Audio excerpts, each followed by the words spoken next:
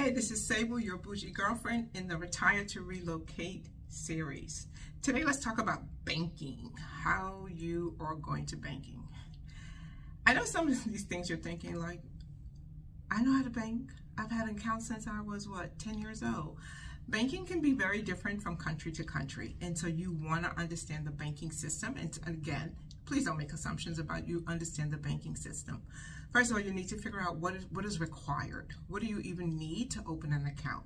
Sometimes you need to just have your passport or just proof of residencies. And in some places, they don't even allow people with international documentation to open an account. So you also want to understand what are the requirements in that particular country to open a bank account.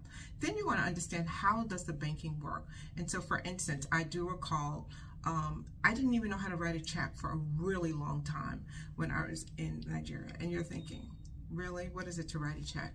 So when you write a check, when you're in Nigeria, if you write a check the way you do in the US, that check is only good for deposit. You have to do something what they call open the check. And when you open it, you have to write across the check twice. You have to sign across the check twice. And so that way, that person knows that now I can cash this check, not just deposit only that check. So that's just one of the different instances. There were so many other things that I had to learn about banking. So check out how they bank.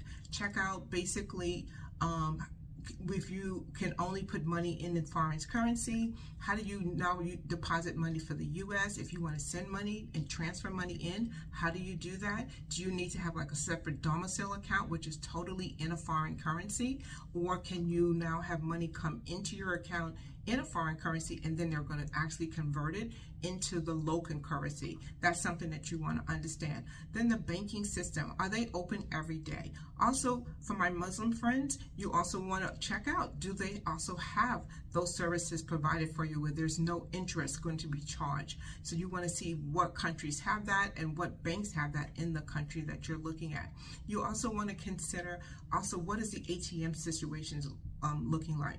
And a big thing, I know I'm talking about banking, but you need to figure out if you're living in a cash society or not. And I think I'm going to do a separate video on that.